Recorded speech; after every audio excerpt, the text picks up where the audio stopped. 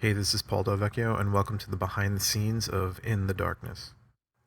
We really took our time with this first shot. I knew I really wanted it to look good because it was the first thing that people were going to see when they're scrolling through their social media feeds. So a little bit of the strategy behind it was to make that opening shot look good and look creepy. So I knew that that window would need a light back there in order to have this glowing atmosphere back there, kind of make it look creepy and catch people's attention so that if they were scrolling through their feeds, hopefully they would stop when they saw a shot that was lit in a creepy way. The original idea for the shot had a different location in mind, so instead of lighting it the way that you see in the film, it would actually be lit in a different way. Originally, the main character was supposed to walk out from this hallway here and start walking toward a doorway that was over here in this section, and then they would stop when they saw this creepy figure standing in a living room with a powerful light pattern on this back wall here. The idea was to have the figure in a silhouette and then have the bright light from an HMI blasting on this wall in the back here.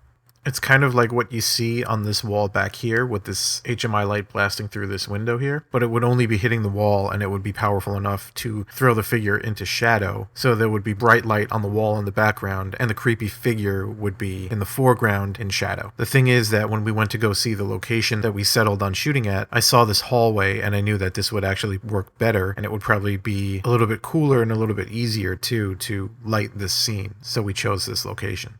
This shot here is just a simple roto. While on set, I shot this shot here of Taylor walking by. Then I had Elke in the background as the ghost. And then I shot a clean plate, which we used to cover up any other miscellaneous things that we would spot in post. Because the camera position didn't change, I can cut out pieces of the footage on the top layers and have the clean plate on the bottom to fill in the holes that you get from cutting out pieces of the top layers. To get the creepy motion of the ghost, I had Elke start at the wall and then walk backwards. So she started in the shadows and then walked backwards very slowly into position in front of the window. And then in post, I just reversed it and sped up the footage. And by doing that, it looks like the ghost is walking from in front of the window into the shadows. And by having her move slowly and backwards on set, when you reverse it and speed it up in post-production, it adds a creepy kind of quality to the movement. It's a pretty simple technique that's been around for a while, and I tried not to overdo it when we were on set. I just wanted to alter the movement just a little bit as the ghost moves from in front of the window into the shadows to kind of make it look unnatural and a little more creepy. Okay, and stop. Okay, cut. While I was doing the offline edit, I just did a simple roto in Adobe Premiere, and this allowed me to see the effect in real time as I was editing, so I can get the timing right, and then I can send over higher resolution files into Adobe After Effects for the final composite. Because as you can see here, I was cutting in HD, so I just ran off higher resolution Ultra HD ProRes 444 files for After Effects. I would have used the Blackmagic RAW files, but as of right now, April 2019, After Effects does not support Blackmagic RAW files. I'm sure they will, but they don't as of right now, so I had to run off ProRes 444 Ultra HD sized files to match the size of the final output. So here you can see the roto file I had in Mocha, and I just exported that to After Effects using the Mocha After Effects plugin. And here you can generate AE masks, or you can just use the matte, which is what I did. Here you can kind of see the loose roto that was applied. It didn't have to be perfect, it only really had to be perfect when Taylor overlapped with the ghost.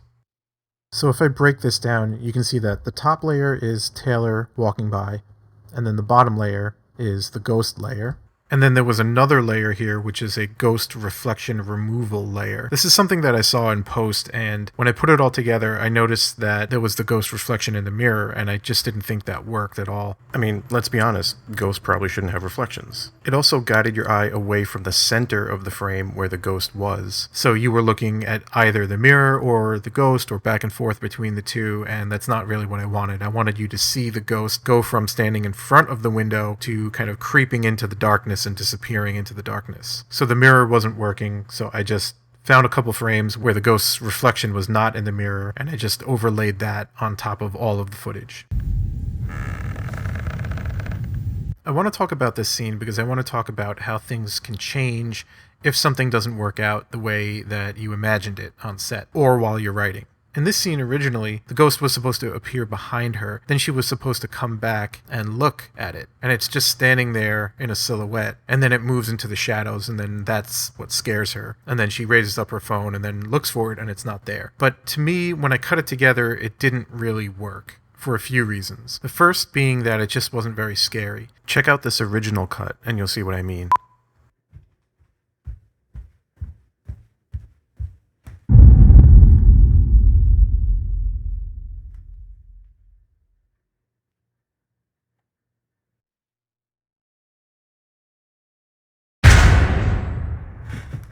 See, it doesn't really work. It's not scary, it's a little goofy, and everything that happens after it is kind of unbelievable if you see a silhouette and then all of a sudden it just disappears into the shadows, and then you're going to go after it. For what reason? It just didn't really work for me. So I opted to go this route, and I think it works a lot better because maybe as she rounded the corner, she thought she saw something, and then she starts hearing, the wood creaks and the floorboards and things, but she doesn't actually see anything. And I think that works a lot better than her seeing the ghost. And plus, the fact that the audience sees the ghost standing there for such a long time just doesn't really make it scary. So in post, I decided to play it up with the sound. So it's all about audio in this section.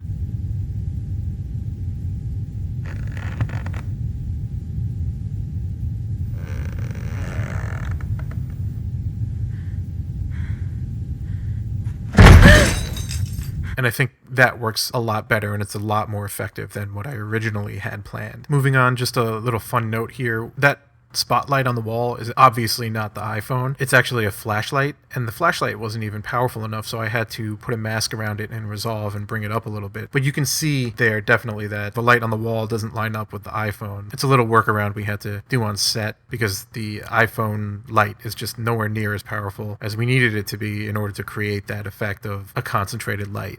And basically how we accomplished it was we just had someone walk on the left side of her and shine the light onto the wall in the direction that she's pointing the phone. So there's someone right to the left of her just off camera. The reason why I wanted to use a concentrated beam on the wall was that if it was just too broad a beam, it would light up the entire hallway and it wouldn't be so dark. And the whole point is that the ghost disappears into the darkness. So I only wanted the audience to see a limited amount of space being illuminated by a very tight concentrated beam. So for this section, I just had a 1.2K HMI blasting the door from outside, so it kind of created that silhouette.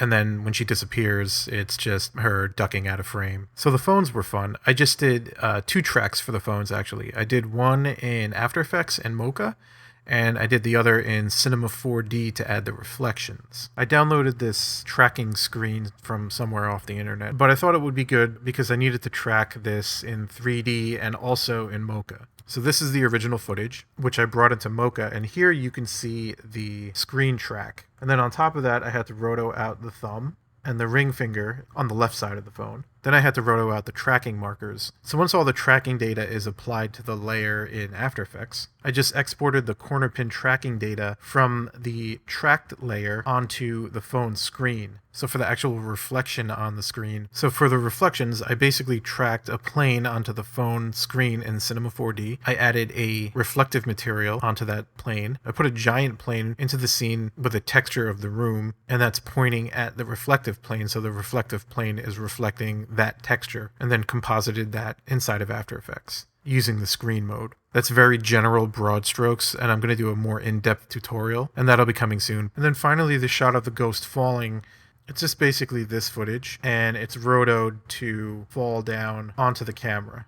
The actual shot starts here, and then it just falls, and then there's a post-production zoom into the mouth of the ghost. You might also notice that there are masks over the eyes, and that's basically just to remove the eyes of the ghost to make it seem just more dead.